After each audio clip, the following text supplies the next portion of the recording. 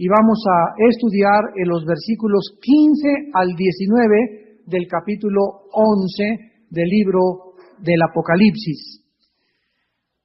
Después de 3 días y medio, versículo 15, el séptimo ángel tocó la trompeta y hubo grandes voces en el cielo que decían: los reinos del mundo han venido a ser de nuestro Señor y de su Cristo, y Él reinará por los siglos de los siglos. Y los 24 ancianos que estaban sentados delante de Dios en sus tronos se postraron sobre sus rostros y adoraron a Dios, diciendo: te damos gracias, Señor Dios Todopoderoso, el que eres y que eras y que has de venir, porque has tomado tu gran poder y has reinado. Y se airaron las naciones, y tu ira ha venido, y el tiempo de juzgar a los muertos, y de dar el galardón a tus siervos los profetas, a los santos y a los que temen tu nombre, a los pequeños y a los grandes, y de destruir a los que destruyen la tierra. Y el templo de Dios fue abierto en el cielo, y el arca de su pacto se veía en el templo, y hubo relámpagos, voces, truenos, un terremoto y grande granizo. La séptima trompeta, que a continuación vamos a estudiar, trae consigo todos los acontecimientos relacionados con el tercer y último ay de los juicios. ¿Recuerdan ustedes los 3 ayes que comenzaron a profetizarse en Apocalipsis 11, versículo 13? Decía en la cuarta trompeta, Apocalipsis 8:13, y miré, y oí un ángel volar por el medio del cielo diciendo a gran voz: ay, ay, ay de los que moran en la tierra, a causa de los otros toques de trompeta que están para sonar los 3 ángeles. Aquí se están anunciando la quinta, la sexta y la séptima trompeta. Y esta séptima trompeta que vamos a estudiar en esta noche es el tercero de los ayes. O sea que la primera, la cuarta, la quinta y la cuarta trompeta son juicios que ya estudiamos y que cayeron ecológicamente sobre el planeta Tierra. Pero a partir de la quinta trompeta son sellados todas las personas que Dios ha escogido para que cuando suene la quinta trompeta y los demonios salgan del pozo del abismo, que ya estudiamos también, atormenten a todos los moradores de la tierra durante 5 meses, menos los que van a estar sellados con el sello de Dios en sus frentes. Y sabemos que estas personas son los 144,000 judíos que estudiamos en el capítulo 7. La sexta trompeta se desatan 4 ángeles que están atados. ¿Dónde? En el país donde se centra ahorita la atención mundial, en Irak. Ahí están atados, de acuerdo a la Biblia, los 4 ángeles más poderosos, 4 principados de Satanás, que van a ser desatados y van a dirigir a un ejército de 200 millones de demonios para venirse contra todos los habitantes de este planeta y contra los gobernantes de la tierra.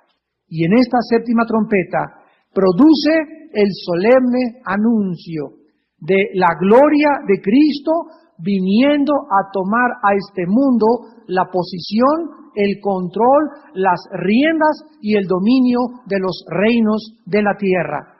La segunda venida de Cristo vendrá acompañada con los 7 juicios de las últimas copas, las cuales van a consumar totalmente la ira de Dios. Veamos a continuación el versículo 15 para comenzar nuestro estudio de Apocalipsis 11, y dice así: el séptimo ángel tocó la trompeta y hubo grandes voces en el cielo que decían: los reinos del mundo han venido a ser de nuestro Señor y de su Cristo, y Él reinará por los siglos de los siglos. Es importante que nosotros nos hagamos una pregunta. ¿Que antes de la séptima trompeta los reinos no le pertenecían a Cristo? ¿Que es hasta que suene la séptima trompeta cuando Cristo podrá realmente tomar y decir: todos estos reinos ahora están bajo mi control y son míos porque ahora voy a instaurar o a inaugurar mi reino milenial? La respuesta es absolutamente sí. La Biblia nos enseña claramente, como lo vamos a demostrar, que los reinos del mundo quedaron bajo el control de Satanás desde el tiempo del huerto del Edén. Cuando la primer pareja, Adán y Eva, le dijeron a Dios, no queremos que tú nos gobiernes, en ese momento esta primer pareja de seres humanos quedaron bajo el control satánico y bajo el dominio del reino de las tinieblas. O sea que la Biblia nos revela que Satanás, este querubín invisible, caído, perverso, cruel y sanguinario, tiene sobre este planeta un derecho legal de operar, un derecho legal de actuar. Y él tiene, como dice Efesios capítulo 2, el control de los seres humanos. Dice la Biblia que seguíamos la corriente de este mundo y del príncipe de la potestad del aire. La Biblia dice en Juan capítulo 12:31, Juan 12:31, que cuando Cristo se refirió a Satanás, escuchen el título que Cristo le da a Satanás. Ahora, Juan 12:31 dice, es el juicio de este mundo. Ahora, el príncipe de este mundo será echado fuera. Vemos que Cristo le llama a Satanás el príncipe. ¿Quién es un príncipe? El que sigue a un rey. Entonces vemos que Satanás cayó como rey, tal vez en el mundo preadámico, el mundo que existió antes de este mundo, y hemos estudiado esta serie del mundo preadámico, de qué forma los demonios habitaron este mundo antes que nosotros, y Satanás era su rey, fueron juzgados con una gran inundación, Génesis versículo 2, la tierra es restaurada totalmente, y Satanás ya no queda como el rey, sino como el príncipe de este mundo. ¿Y quiénes son sus subalternos? Los principados y los demonios, los ángeles caídos y los demonios. Entonces la Biblia nos muestra claramente que Satanás tiene el control y los reinos de este mundo. Veamos en Mateo capítulo 4 de qué forma esta verdad es desarrollada, afirmada por el mismo Hijo de Dios. Satanás lleva a Cristo, Mateo 4, versículos 8 y 9, a un monte muy alto. Y le muestra todos, ¿qué cosa? Los reinos del mundo. Es la misma frase que encontramos en este momento en Apocalipsis 11, versículo 15. El Señor Jesucristo viene a tomar los reinos del mundo. Y aquí dice, el diablo le mostró todos los reinos del mundo y la gloria de ellos. Y escuchen lo que Satanás le dice a Jesucristo. Todo esto te daré si postrado me adorares. Cristo no lo refuta, Cristo no lo niega, Cristo solamente se concreta decirle, tú no tienes absolutamente parte ni derecho en nada, Satanás, porque está escrito, a tu Dios adorarás y a Él solo servirás. O sea que Satanás le muestra a Cristo los gobernantes, la gloria, todo lo que hay, la vanagloria de la vida, el dinero, la fama, y le dice, todo esto te lo doy, solamente híncate y adórame. Cristo sabía perfectamente bien que no era el tiempo en su primer venida de aceptar todas estas cosas, y la gente también se equivocó en los tiempos de Cristo cuando entró en Jerusalén. Hosana, le comenzaron a gritar, el que viene en el nombre del Hijo de David, y la gente lo quería hacer rey. Y Cristo se dio cuenta que el mensaje que él había predicado por 3 años, la mayor parte de la gente no lo había entendido. Y ellos creían que el Mesías, como las profecías hebreas anunciaban, vendría el Mesías, creían que los vendría a librar del yugo del Imperio Romano. Entonces, cuando Cristo entra a Jerusalén y se monta en un borrico, y entra en un borrico, y le comienzan a gritar, Hosana, el que viene en el nombre de David, se baja del borrico Jesucristo y ve a Jerusalén y comienza a llorar. Y entonces salen de la boca de Jesucristo estas palabras: Jerusalén, Jerusalén, que matas a los profetas. ¿Cuántas veces quise juntar como la gallina junta a sus polluelos y tú no quisiste? Y Jesucristo hace una profecía: desde este momento tu casa te queda desierta. O sea, desde ese momento, cuando el pueblo judío le rechazó como el Mesías espiritual, porque querían un rey físico, Cristo les profetiza que Jerusalén quedaría desierto. Y desde ese entonces hasta nuestros días, son muy pocos los judíos que se están convirtiendo y aceptando a Cristo como el Mesías. Entonces vemos que Satanás es el que tiene el control de estos reinos. En 1 de Juan 5:19, el apóstol dice, el mundo entero está bajo el maligno. El Apocalipsis capítulo 12, versículo 9, la Biblia dice, y fue lanzado fuera el gran dragón, la serpiente antigua, que se llama Diablo y Satanás, el cual engaña al mundo entero. Fue arrojado a la tierra y sus ángeles fueron arrojados con él. La Biblia, pues, enseña, nos revela y nos muestra que Satanás actualmente, ahorita, en el siglo XXI, tiene el control de los gobiernos, tiene el control de las personas, tiene el control de las diversiones, tiene el control de Hollywood, tiene el control de los artistas, tiene el control de las pinturas, de las artes, tiene el control absoluto de todo a nuestro alrededor. Satanás no tiene el control. El único control que no tiene Satanás es sobre el pueblo de Dios. Porque mayor es el que está entre nosotros que el que está en el mundo. Pero cuando un cristiano se sale del reino de luz y de la santidad y comienza a permitir el pecado en su vida, el cristiano regresa, como dice Efesios 2, del 2 al 4, regresa a ser energetizado, controlado y dirigido otra vez por Satanás. Inclusive, ¿verdad?, sus demonios pueden entrar a oprimir, a invadir la mente de un cristiano, a torcer tus pensamientos, a causarte enfermedades físicas, a meterse a tus pulmones o a tu estómago. Lo creas o no lo creas, te rías o no te rías, la Biblia nos revela y es mucho más profunda que cualquier libro científico o médico o de medicina que exista.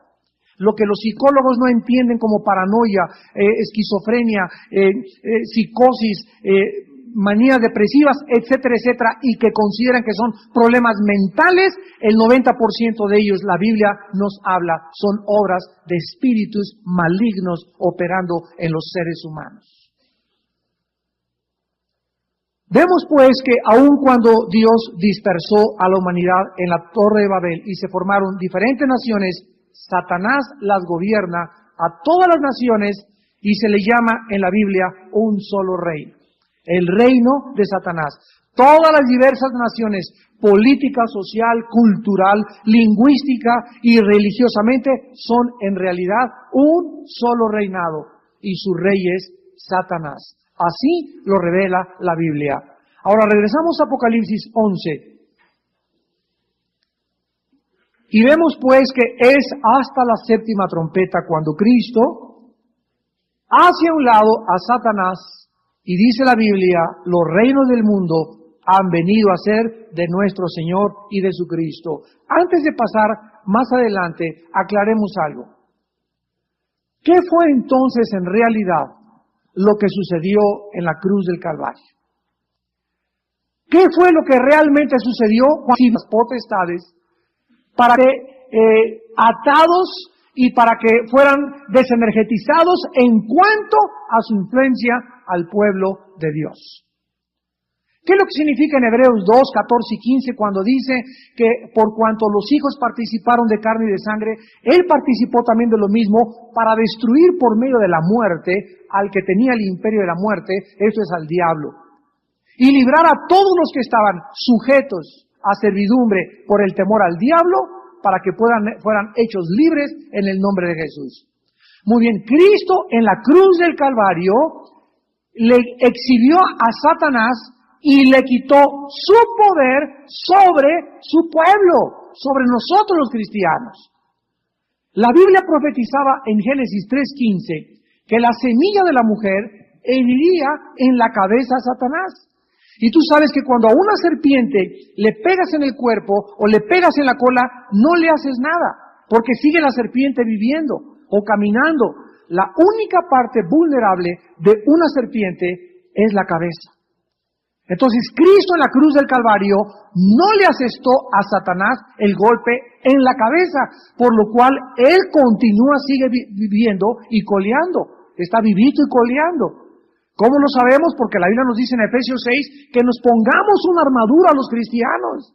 Ya siendo lavados por la sangre de Cristo, ya siendo redimidos por la sangre del Cordero, se nos manda ponernos una armadura. ¿Con qué propósito? Para resistir los dardos de fuego de Satanás. Vemos que cuando el Espíritu Santo cayó en Pentecostés, una pareja llamada Ananías y Zafira robaron a Dios de sus diezmos, e inmediatamente Pedro le dice a Ananías, ¿por qué llenó Satanás tu corazón? ¿Qué es el corazón en la Biblia? Es el centro de las emociones, de los sentimientos, emociones, sentimientos de la voluntad y del intelecto. Satanás, los demonios pueden llenar en un cristiano. Ananías era cristiano. Ananías y Zafira eran cristianos. Si no hubieran sido cristianos, Dios no disciplina a los que no son cristianos. Ni hubieran sido usados como un ejemplo para el pueblo de Dios. Y uno no cristiano no le roba a Dios. Uno no cristiano vive robándole a Dios. Pero Dios disciplina a sus hijos y disciplinó a Ananías y Zafira. Y vemos que es el primer caso de invasión demoníaca sobre cristianos en el Nuevo Testamento. A mí me ha preguntado, ¿dónde está en la Biblia que los demonios se meten en los cristianos? Pues léela otra vez. Estúdiala más profundamente. Y tenemos muchos ejemplos más. La iglesia de Gálatas estaba invadida de demonios. En Gálatas 5:1 les dice Pablo, ¿quién los fascinó para oír otra doctrina? Esa palabra fascinar del griego es hechizar. Los demonios siguen ejerciendo, las iglesias siguen recibiendo hechizos, siguen influencias de demonios. Dice 1 Timoteo 4:1, en los últimos tiempos muchos apostatarán de la fe, escuchando a doctrinas de demonios. Dice en 1 Corintios capítulo 11, si recibís otro espíritu que no sea el de Cristo, u otro Jesús que no sea el de Jesús, sois anatemas. Había la posibilidad en la iglesia de Corinto que los cristianos recibieran otro espíritu que no fuera el de Dios. Entonces vemos, hay tantos ejemplos que la Biblia nos muestra del peligro de un cristiano que no tiene puesta la armadura. Si Satanás ya no nos hiciera nada a los cristianos, ¿por qué se nos manda ponernos una armadura? ¿Por qué se nos manda en 1 Pedro 5:8, como dice, velad porque el diablo anda como león rugiente buscando a quién? ¿Qué dice? ¿Hacerle rasguñitos? ¿A quién hacerle? Miau, miau. Anda buscando a quién devorar. ¿Y qué es devorar? Significa que nos puede inutilizar, nos puede obstaculizar. Devorar es que te tenga totalmente bajo tu control, te puede dominar totalmente. Y la única forma de evitarlo es velando. Entonces, todo este control que hay ahorita sigue estando en peligro porque Cristo en la cruz del Calvario le quitó el poder sobre el pueblo de Dios y nosotros somos los únicos seres en el mundo, los cristianos, que tenemos, porque se nos han caído las vendas y vemos que lo que parece que fue un santito, lo que parece que fue un milagrito, lo que le parece que esa sangre que le llora a la estatua, que los ovnis y que apariciones, sabemos que todas esas cosas son obra de Satanás. Que son reales y que hay un poder operando detrás del mundo invisible que el mundo le llama ovnis, le llama fantasmas, le llama apariciones, le llama Juan Diego, le llama La Llorona, etcétera, etcétera, y la Biblia le llama demonios. Entonces nosotros no estamos en tinieblas, nosotros estamos conscientes de esto y es hasta la séptima trompeta cuando Cristo le arrebata totalmente las llaves y el control de este mundo a Satanás. Ahora, dice aquí en el versículo que estamos leyendo, que los reinos del mundo, ¿verdad?, son absolutamente todos los que están bajo el control.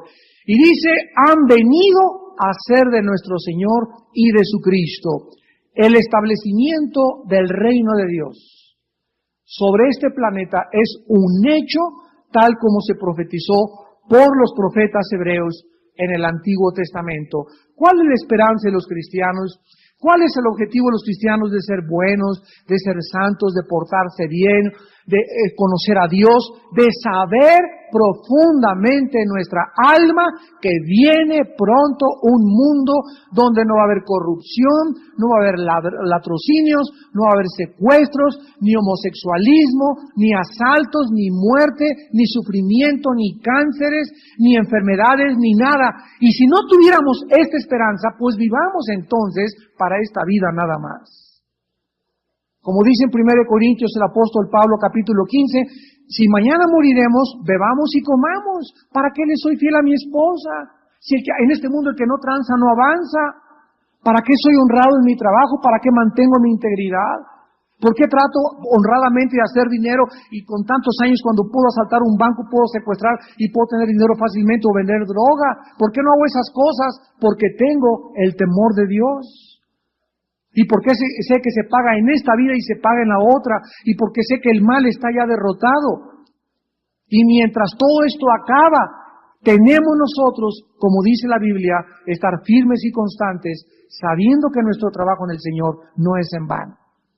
Ahora, si tú tienes realmente esta esperanza, vives precisamente con ese temor de Dios en tu corazón.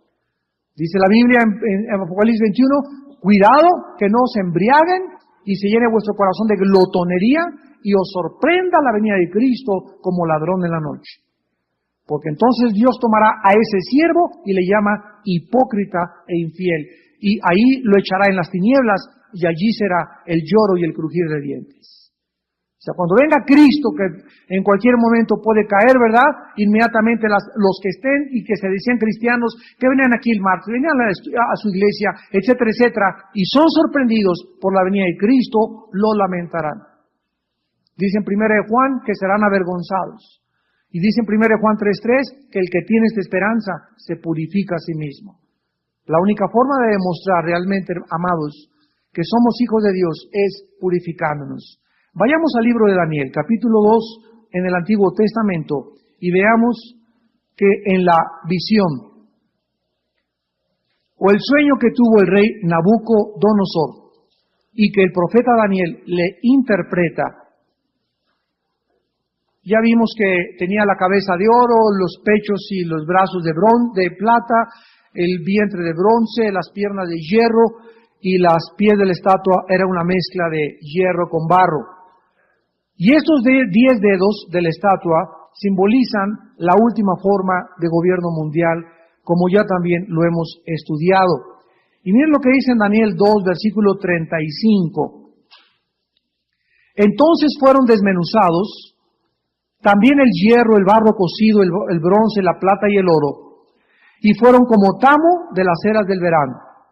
Y se los llevó el viento sin que de ellos quedara rastro alguno. Mas la piedra, o sea, la piedra es Cristo, que hirió a la imagen, fue hecha un gran monte que llenó toda la tierra. Versículo 44. Y en los días de estos reyes, el Dios del cielo levantará un reino que no será jamás destruido, ni será el reino dejado a otro pueblo. Desmenuzará y consumirá a todos estos reinos, pero Él permanecerá para siempre. En Daniel capítulo 7, versículo 14,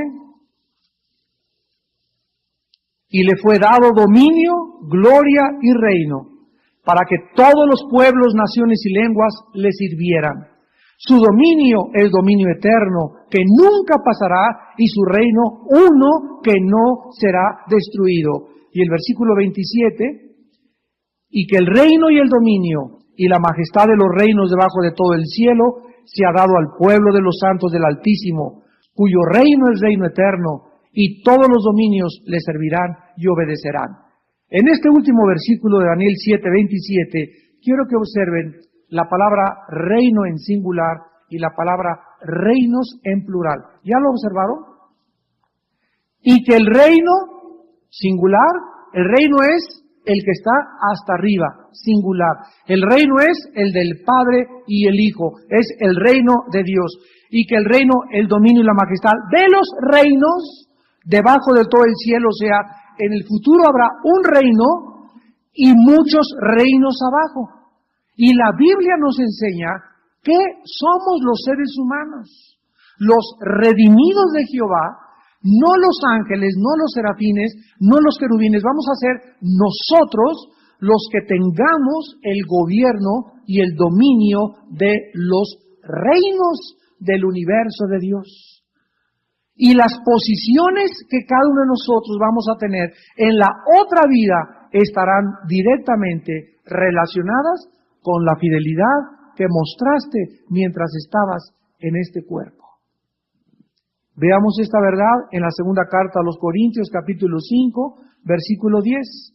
Dice el apóstol Pablo en 2 de Corintios 5, versículo 10, porque es necesario que todos nosotros comparezcamos ante el tribunal de Cristo, para que cada uno reciba lo que haya hecho mientras estaba en el cuerpo, sea bueno o sea malo.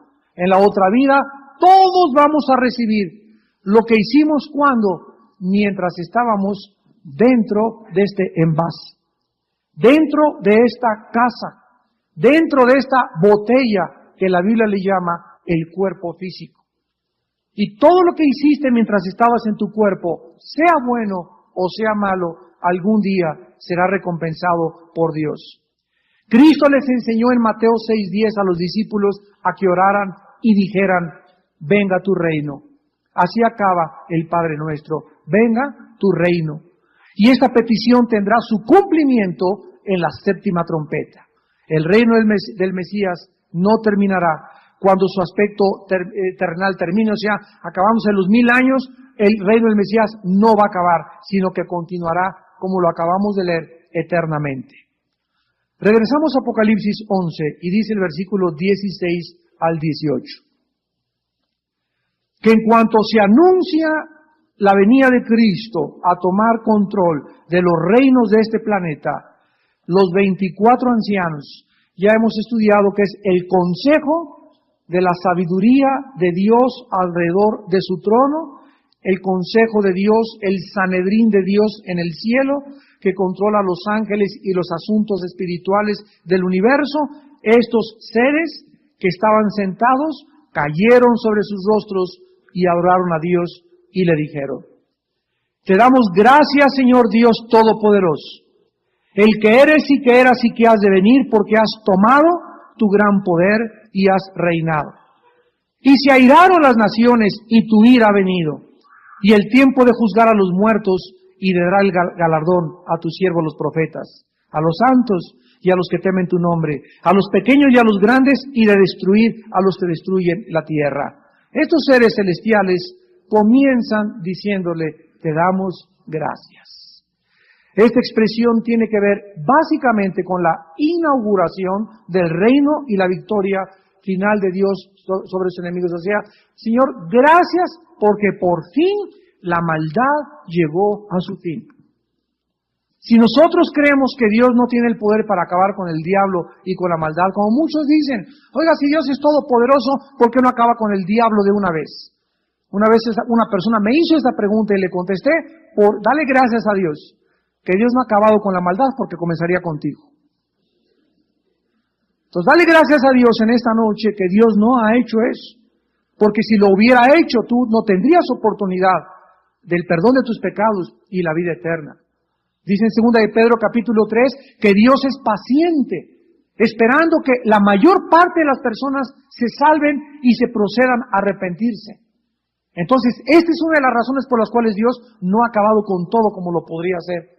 Pero la Biblia nos dice que el hecho de que Dios no haya acabado con la maldad no significa que no viene un tiempo futuro cuando Dios terminará con la maldad. Y esto será en la séptima trompeta. Ahora vemos nosotros lo que los ancianos o este grupo de líderes en el cielo le dicen a Dios. Número 1, versículo 18, se airaron las naciones.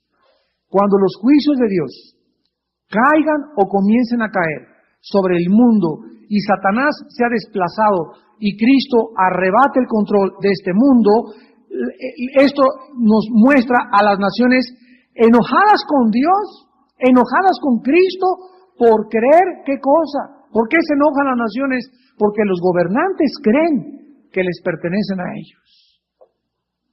Los gobernantes creen que se pueden reunir en un sínodo o en un lugar que se llama la Organización de las Naciones Unidas, y creen los gobernantes de Francia, de Inglaterra, de México, de Estados Unidos, que ellos pueden con su sabiduría, con los conocimientos de economía, con los conocimientos de sociología, con los conocimientos de psicología, ordenar, arreglar y resolver los problemas del mundo. Es un retrato del Salmo 2, donde dice, ¿por qué se amotinan las gentes y los pueblos piensan cosas vanas? Así comienza el Salmo 2. Consultarán contra Dios y contra su ungido, diciendo, rompamos de nosotros sus cuerdas y echemos de nosotros sus ligaduras. O sea, la Biblia retrata a las naciones del mundo tratando de ordenar el mundo, solucionar el mundo, darle soluciones a los problemas humanitarios, a los problemas económicos, morales, de educación, económicos, a través de la sabiduría humana. Y en el Salmo 2 dice la Biblia, Dios desde el cielo se está riendo. Dios los ve como chinches, dice en Isaías 40, que las naciones son como la gota de un cubo de una cubeta que cae. Como una gotita de una cubeta que cae, así son todas las naciones delante de Dios.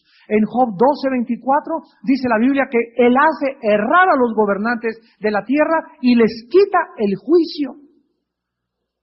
Al rey Nabucodonosor lo volvió loco Dios y permitió que perdiera la razón hasta que reconociera que el Altísimo gobierna sobre los gobiernos y los reinos de este mundo. Entonces, es una falacia, sería un error, sería caer en la idolatría. La iglesia, yo he dicho, ha caído en la idolatría en estos días porque la iglesia ha creído con los partidos políticos que un partido nos va a salvar, que ese presidente es la solución, que esa persona nos va a sacar, que ese señor es el que realmente estamos esperando. La Biblia dice lo contrario. Maldito el hombre que confía en el hombre. Ningún partido, ningún hombre, nadie puede traer ninguna solución, ningún cambio a ningún país hasta que el príncipe de la paz no descienda sobre el monte de los olivos a instaurar su gobierno terrenal. Mientras tanto, el mundo, de acuerdo a la Biblia, irá de mal en peor. Los hombres irán engañando y siendo engañados. Los gobiernos se corromperán más y más y más y más. No hay una época de Acuario, ni una época azul, ni una época de la nueva era, como se anuncian los falsos profetas. La Biblia dice que el mundo apostatará de la fe, que se multiplicará la maldad, que engañarán cada día peor, que se deshumanizará los seres humanos, que cada vez el carácter humano se corromperá más y más, hasta que venga Cristo a acabar con toda esta basura que nos rodea. Y mientras tanto, lo único que la iglesia puede hacer es sálvese el que pueda. El Titanic se está hundiendo. No nos manda Dios a levantar el Titanic o a levantar el mundo. Dios no nos dice que la iglesia va a salvar el mundo. Dios nos dice que gritemos, arrepiéntanse, que el reino de Dios viene. Ese es el papel de la iglesia. Cuando los discípulos le dijeron a Cristo en Mateo 13, arrancamos la cizaña, Cristo les dijo, no, déjenla que crezca con el trigo. ¿Hasta cuándo? Hasta que los ángeles vengan en el tiempo de la siega y aparten a los cabritos de las ovejas. Hasta entonces la maldad no podrá ser detenida. Entonces Dios no nos manda a acabar con los homosexuales, ni con los secuestradores, ni con los criminales, ni cambiar el mundo. Dios nos manda simplemente a dar un mensaje de esperanza. Sálvese el que pueda. Viene otro reino, viene otro mundo. Arrepiéntanse porque el día de Cristo se acerca. En segundo lugar dice la Biblia, y la ira de Dios ha venido. Frente a la ira egoísta e irracional de las naciones, está la ira santa y justa de Dios. Esta ira de Dios había sido detenida, como vimos ya. Dios está esperando que se arrepientan y que se arrepientan. Ha sido detenida hasta que los seres humanos lleguen a un punto donde Dios dice, basta. Con tu vida, con la vida de cualquiera que nos ha ido por la televisión, Dios tiene un tiempo cuando dice, Juan Pérez, hasta acá llegaste. Familia fulana de tal, hasta acá llegaron.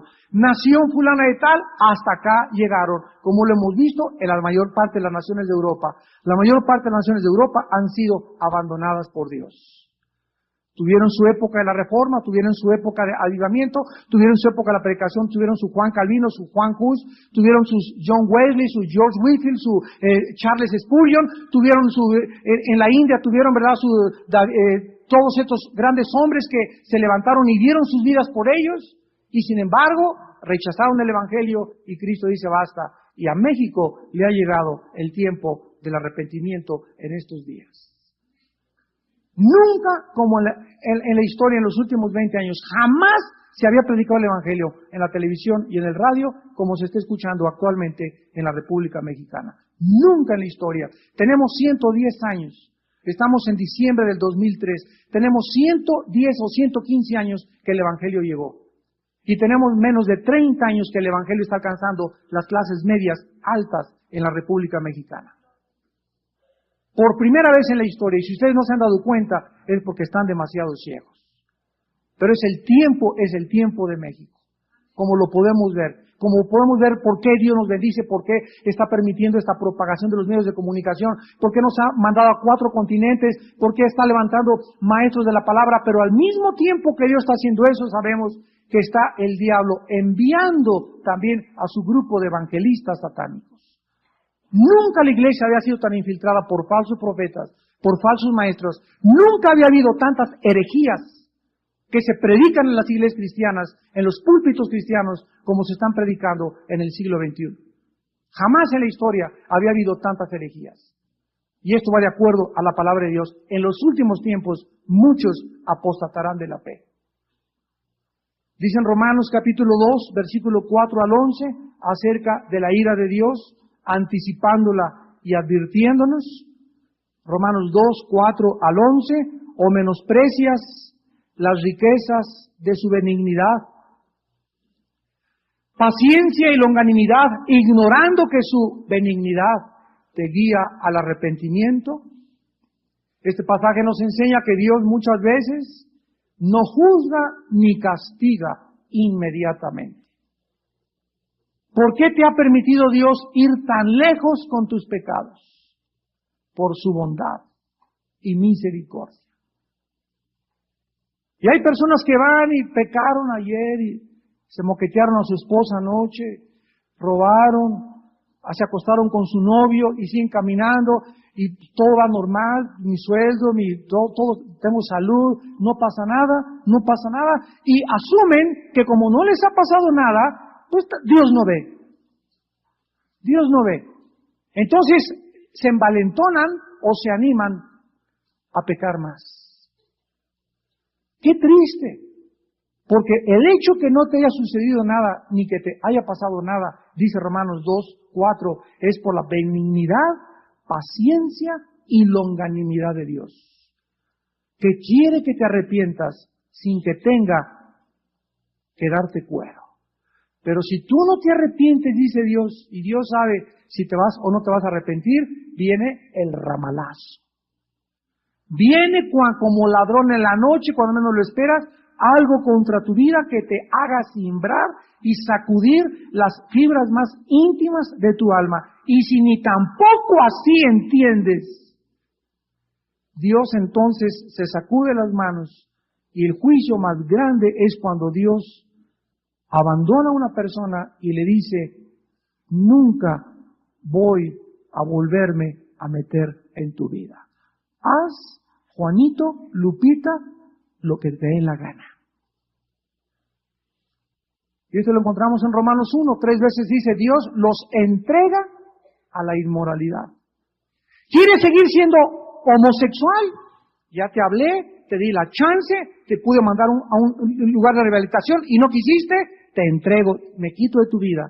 ¿Quieres seguir siendo lesbiana y teniendo relación con mujeres? Ya te lo advertí que es pecado y que si te mueres te vas al infierno, te dejo. ¿Quieres insistir? Te dejo, haz lo que quieras. Nunca me vuelvo a meter a tu vida. Y vemos cómo esa gente se desboca y salen a las calles y ya llegan a creer que son así. Se llama mentes retrasadas. En la Biblia, en Romanos 1, se le llama la retribución debida a su extravío, mentes reprobadas. Mentes reprobadas. En el griego significa mentes ya que no disciernen entre el bien y entre el mal. Así, hay seres humanos que ya caminan en la vida y creen que son mujeres y son hombres, vete en el espejo. A ver si eres mujer o eres hombre. Vete en el espejo a ver si eres hombre o eres mujer. Pero ya hay una pérdida tan grande en la identidad, es un daño tan grande en la mente, que ya están totalmente convencidos, engañados por la vendota que les puso Satanás, y ya no hay absolutamente ninguna esperanza para ellos, porque rechazaron la única luz y la única sangre que les podía perdonar y lavar y transformar en personas normales, para que sirvieran al Dios viviente. Y dice el versículo 5 de Romanos 2, pero por tu dureza y por tu corazón no arrepentido. Atesoras para ti mismo ira para el día de la ira. ¿Cuándo es el día de la ira? Ya lo vimos, comienza entre el sexto y el séptimo sello. Y de la revelación del justo juicio de Dios, el cual pagará a cada uno conforme a sus obras. Vida eterna a los que perseverando en bien hacer buscan gloria y honra e inmortalidad, pero ira y enojo a los que son contenciosos, o sea, los tercos, obstinados y no obedecen a la verdad, sino que obedecen a la injusticia. Tribulación y angustia sobre todo ser humano que hace lo malo, el judío primeramente y también el griego, pero gloria y honra y paz a todo el que hace lo bueno, al judío primeramente y también al griego, porque no hay acepción de personas delante de Dios. Regresamos a Apocalipsis y vemos en tercer lugar que en esta época, cuando Cristo viene a tomar el control, no solamente encontrará a las naciones enojadas en contra de él, no solamente vendrá con ira, ya aquí no hay gracia ni misericordia. En tercer lugar, es el tiempo de juzgar a los muertos. Cuando venga Cristo en la séptima trompeta, que se inicia el final de la ira de Dios, encontramos que comienza el juicio de los muertos. En Hechos 17, versículos 30 al 31, el apóstol Pablo les anunció a los atenienses y a los filósofos griegos de su época con estas palabras. Hechos 17, 30 y 31. Pero Dios, habiendo pasado por alto los tiempos de esta ignorancia, ahora manda. Fíjense, Dios en esta noche, tú que nos ves por televisión, Dios no te sugiere ni te pide, Dios te ordena en este momento que le estás oyendo que te arrepientas. Dios manda a los hombres a que se arrepientan en todo lugar, por cuanto ha establecido un día en el cual juzgará al mundo con justicia, por aquel varón a quien designó dando fe a todos con haberle levantado de los muertos. Por causa de que viene un juicio, por causa de que no venimos de los animales, ni somos el resultado de una selección natural, ni somos el resultado de la evolución, por causa de que somos responsables, agentes morales delante de Dios, y nos ha dado una mente para que pensemos, para que ponderemos, para que reflexionemos, para que escojamos entre la maldición y entre la bendición. Dios nos manda a arrepentirnos, porque hay un juicio que viene cuando tú mueras y cuando yo muera, con la única diferencia que el que muere en Cristo, su juicio ya tuvo lugar en una cruz. Porque la Biblia dice que cuando Jesús murió en la cruz del Calvario y una persona le acepta como su Salvador, en ese momento pasamos, Juan 5:24, de la muerte a la vida y no vendremos a juicio, a condenación. Dice Romanos 8:1, ninguna condenación hay para el que está en Cristo Jesús. Entonces, cuando nosotros muramos, vamos a enfrentarnos a Cristo como nuestro Salvador. Y los cristianos vamos a pasar un juicio que se llama el tribunal de Cristo. En el griego, el bema de Cristo, donde vamos a recibir recompensas o perder recompensas, donde se nos asignará quién va a ser presidente de esa galaxia, presidente de esa nueva nación, quién va a ser el vicepresidente, quién va a ser el tesorero, quién van a ser los barrenderos, quiénes van a ser los obreros. Dios asignará en la otra vida las posiciones y los puestos de autoridad a todos nosotros en relación a nuestra fidelidad y santidad mientras estábamos en el cuerpo. Por eso no nos cansemos de hacer el bien y de seguir sembrando. No nos cansemos, no desmayemos. He aquí vengo pronto y mi galardón conmigo para recompensar a cada uno según su obra. Así acaba la Biblia en Apocalipsis 22. Por causa de esto, Dios nos manda a que nos arrepintamos. Vean ustedes este juicio en Apocalipsis 20, al cual se van a enfrentar no los cristianos, sino los no cristianos. Se llama el juicio del gran trono blanco. Y la Biblia nos da muchos detalles de lo que va a pasar en ese juicio. Apocalipsis 20, versículo 11 al 15. En este juicio, repito, es cuando resucitan los muertos, los no creyentes, para presentarse, y dice Juan, vi un gran trono blanco, y al que estaba sentado en él, de delante del cual huyeron la tierra y el cielo, y ningún lugar se encontró para ellos. Vemos que este juicio se llevará a cabo cuando vengan los cielos y la tierra nuevos. Y di a los muertos, versículo 12, grandes y pequeños de pie ante Dios. Este grande y pequeño significa los altos y los chaparritos. Significa los grandes, los reyes, los príncipes, los presidentes, los gobernantes, los que fueron premios Nobel o que adquirieron grandes, y los más pequeños, humildes, indígenas, seres humanos marginados, tanto los pobres como los ricos, ahí no habrá distinción, serán juzgados delante de Dios. Es interesante que dice la Biblia que estaban de pie. De pie. Parados todos los muertos. ¿Por qué no estaba nadie? Señor, ahora sí, Señor, te pido que me perdones, y ahora sí es cierto, Chirrión, es cierto, Dios mío. Damas y caballeros, en el juicio del gran trono blanco, nadie va a estar de rodillas, porque en ese juicio se acabó la misericordia y la gracia. Nadie ahí tendrá otra oportunidad, como dice la falsamente teoría de la reencarnación, que después de muertos habrá otra oportunidad y regresarás en un toro, en una vaca, en un chivo, en el chupacabras, etcétera, etcétera. Después de muerto, dice Hebreos 9:27, está establecido a los hombres que mueran una sola vez, y cuando tú mueras y cuando yo muera, no hay, de acuerdo a la Biblia, otra oportunidad. Por eso están de pie. Aquí tienes la oportunidad ahorita de hincar tu rodilla y decirle, Padre, perdóname y te adoro y te sirvo. En aquel día es demasiado tarde. Estarán de pie solo para escuchar al gran Creador y legislador del universo. Y dice la Biblia, los libros fueron abiertos y fue abierto el libro de la vida y fueron juzgados los muertos por las cosas que estaban escritas en los libros según sus obras. Y aquí, cuando lleguemos a este pasaje, lo vamos a estudiar con detenimiento, pero nos damos cuenta que todo esto va a acontecer en la séptima trompeta, que contiene, repito, las últimas copas. Y dice la Biblia en Apocalipsis 11 que también será el tiempo de darle el galardón a los siervos, los profetas, a los santos y a los que temen su nombre. Cuando Él venga, Cristo también nos recompensará. Pablo habla de la corona de justicia, la corona de la vida, de los que pasaron tentaciones, los que mueren como mártires. Van a ser diferentes coronas, diferentes premios que también algún día vamos a estudiar.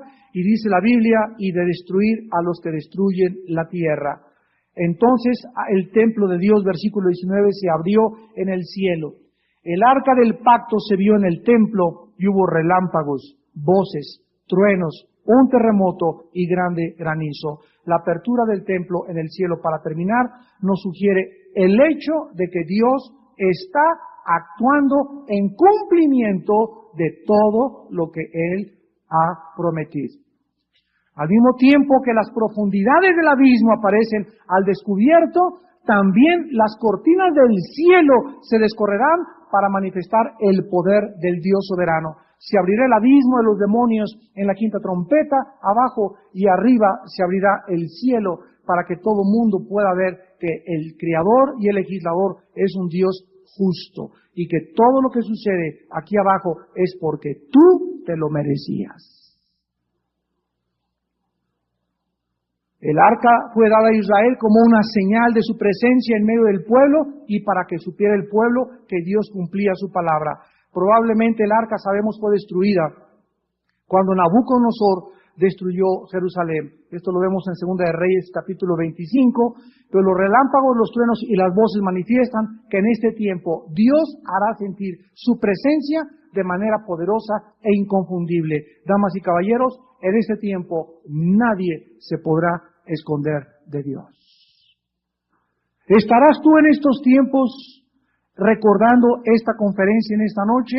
¿O estarás tú en estos tiempos en compañía de millares de santos en el cielo, alabándole y dándole gracias, porque Dios finalmente ha juzgado a aquellos que han querido vivir en rebelión en contra de Él y de destruir la tierra?